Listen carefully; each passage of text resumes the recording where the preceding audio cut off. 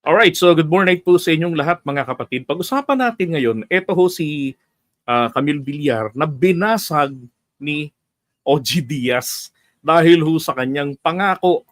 Nako po, pangako na naman po. 'Di ba? Yan ang problema sa mga politiko natin, puro pangako, pangako, pangako. Now, naalala ko kasi nung si Camille ay nangampanya rin sa Bulacan. 'Di ba? I believe that was in San Jose del Monte, Bulacan. Tanong ni Camille, ano po ang inyong pangarap? Sagot ng mga tao doon, tubig. At doon na nga ho na ungkat-ungkat yung problema sa tubig. Kapatid naman po niya o kuya yata niya yung negosyante ng Prime Waters. Pero sabi nung dating opisyalis doon ng LGU, dati okay naman yung tubig nila eh. Okay naman yung tubig nila. Kaya lang nung dumating itong mga bilyar at kung bakit ba naman binigay sa kanila yung negosyo na yan, aba, hangin na ho ang ibinibenta ng Prime Waters. Kawawang Camille. Di ba? Problema ng kagagawa ng kanyang kapamilya, siya ngayon ang nadidisgrasya. Ay nako. Well, sana naman inisip na rin po yan ng pamilya Villar, di ba? Na pag kami sumablay, may mga madadamay sa aming pagkakamali. Dapat ganun eh. Ito yung teka, asan na yung video noon? Ito muna yung kanyang speech dati. Ako po, si Camille Villar. Okay. At tuwang-tuwa po ako at nagpapasalamat po ako ng lubos sa inyong mainit na pagtanggap dito po sa Ilocos Norte. Bilang isa pong ina at bilang isa pong miyembro ng millennial na henerasyon, naisip ko po palagi, ano ba ang pangarap ng pamilya? Ayan na. Iniisip ko, ano ba ang pangarap ko para sa aking mga anak? Para sa akin, ang sagot dyan, syempre, una, ay bahay at lupa, kung saan mapapalaki natin ang ating mga anak na ligtas.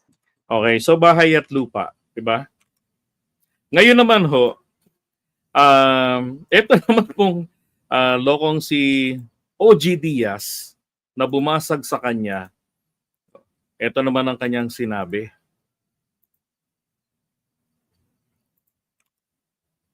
Ay, wait. Alisin natin to. Where are you? Oh, wala. So, eto. Alright. Ito pala.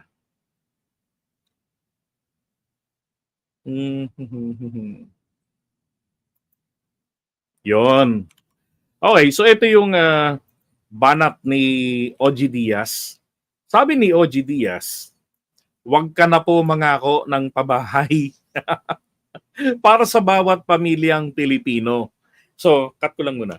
Naalala ko ho kasi dati, bago pa magkampanyahan, di ba may sinabi si Cynthia Villar na ang sabi niya, tawag dito, kung hindi hanap ko yung video na yun hindi ko na nakita uli kanina, sayang. Pero napanood ko dati yon na sinasabi niya, bibigyan ko namin kayo ng pabahay, di ba? Pero dapat nga naman, iboboto daw sila. So parang ang dating, pag hindi sila ibinoto, babawiin nila yung pabahay. Ang tanong, gagawin kaya talaga nila na magbigay ng mura, di ba? Affordable na pabahay, di ba?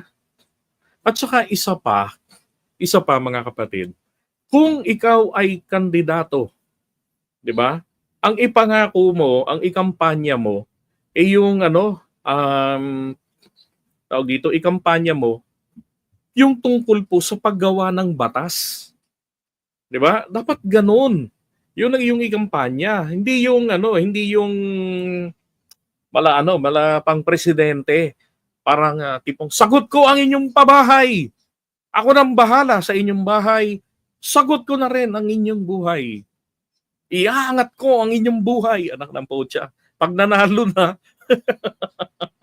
hindi mo na nga mararamdaman na, ay, nanalo pala yung nangako.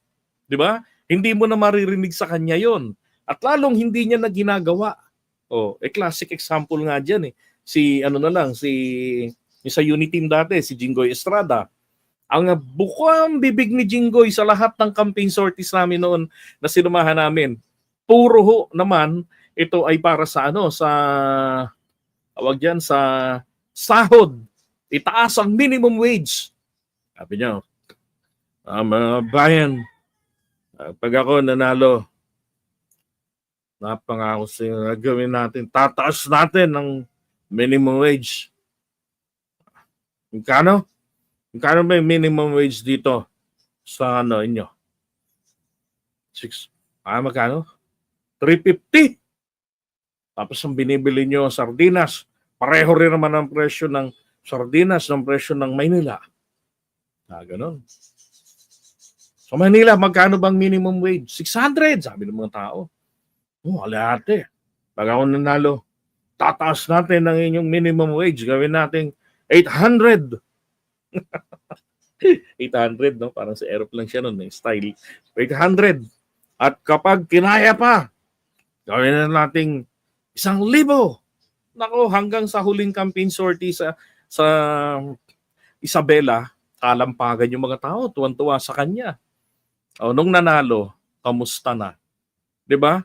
Yung salary increase, sino pinupukpok ng mga tao? Si PBBM.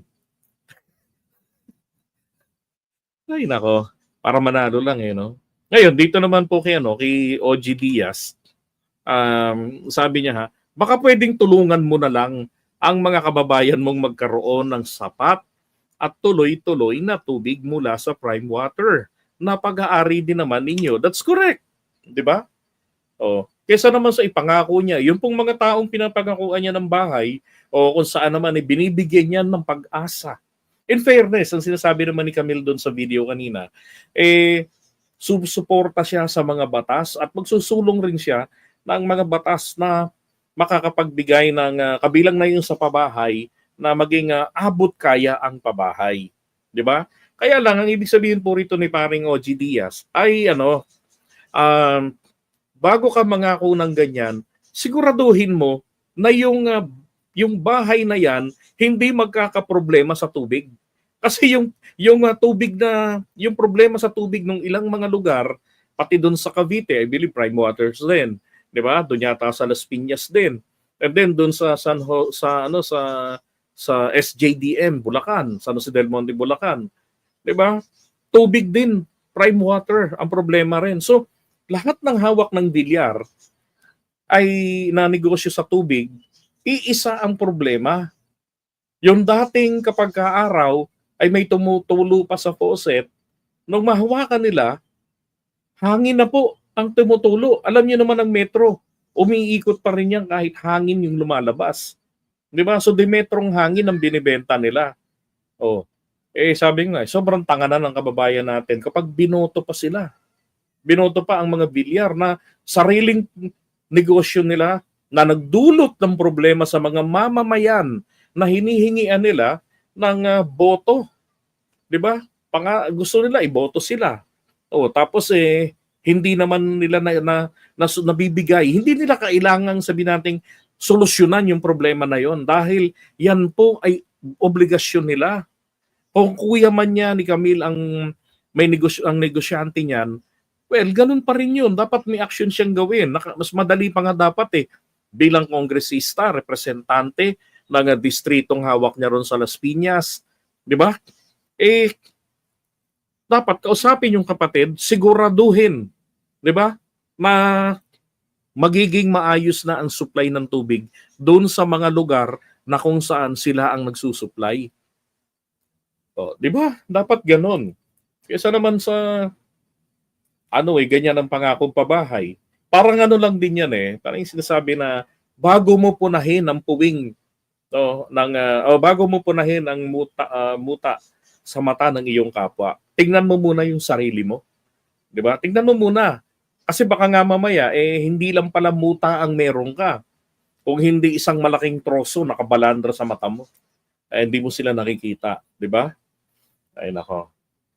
Nainam na rin 'yon na merong ganito from the showbiz na talagang matapang kahit na alam natin ito dati. Alam ko kakamping dati yan si OG. Pero realistic naman yung kanyang pagpuna. Yan yung sinasabi ko na constructive criticism. 'Di ba? No, and constructive militancy. Yan po yung dapat talaga mapagpuna. Alright? Ay nako. At saka isa pa, iniwan-iwan nila yung alyansa. Iniwan niya yung alyansa. Nagsara-sara. Di ba? Nagbuo sila ng sarili nilang umitim. O kaya lang yung umitim nila ni Sara, hindi pinansin ni Digong. No, mukhang hindi yata ipinarating ni Pulong. Hindi tuloy inendorso. At ang bumuo ng 12, yung dalawang lalaki. 'Di ba? Si Gringo Honasa tsaka si Ariel Kirubin. So old boys ang mga manok ng padapa. Dito naman sa alyansa, bumalik si Camille kahapon. Ay nako, sabi kaya takbuhan ang Senado ng walang kwentang tao. Kasi binoboto ng tangang botante. Tapos pag nangungurakot na ang binoto nila, magagalit tulad ng pamilyang Bilyar. Kawawang Cynthia Bilyar, lagi na lang nabaviral. Ito pa ang isang hindi ko nagugustuhan sa kanila. Etong lugar na ito, I believe Malabon ito. Hindi ako nagkakamali, dating taga dyan, no? Malabon, tama. Etong si Manny Villar, dati nga daw siya nagtinda ng balot, tapos naging siya kalauna na real estate broker hanggang sa kumita ng malaki, magandang benta kasi marami ang benta niya. Tapos yung perang kinita niya, napalago niya hanggang naging milyonaryo sila at ngayon mga bilyonaryo na. 'Di ba? Pero ang tanong, bakit tuwing halalan lang po yata nila, binabalikan yung lugar na kung saan dati nilang tirahan ni Cynthia? 'Di ba? Anong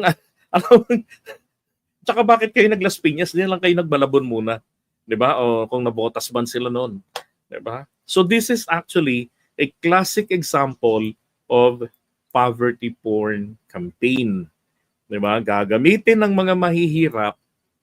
'Di ba? Hindi man nila siguro pangakuan yan o anuman, pero tingnan mo naman bakit ganun, background sila.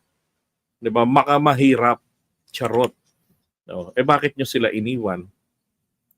Okay? Ay, nako. Isa lang yan sa mga napuna ko rin na laging ginagawa ng mga Villar.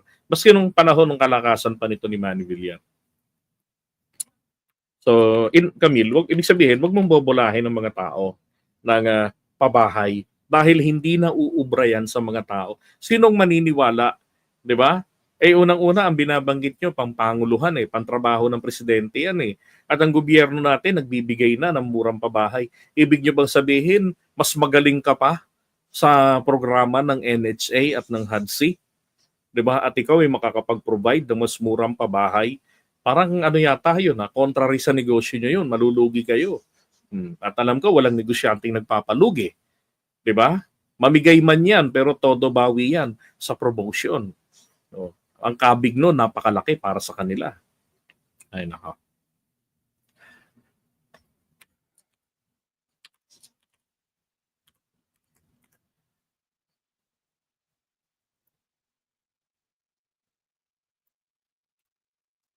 Okay, yung video ni Camille tatay niya parehas sa parehas. May endorsement pa nga kay Sara yan Ito. Kailangan tunay na kaibigan. May Wow. malasakit sa bayan, mga mahihirap, tinutulungan. Kay Camille Villar, panatag ako. May magandang bukas na parating. Sa magkakaibigan, Walang iwanan. Diba? Ito yun yung mga tao na yan. Ito yung matandang niyakap niya. Yan. Diba? So yun yung mga bata na nandun sa nila. Wala lang, gamit na gamit ang mga mahihirap.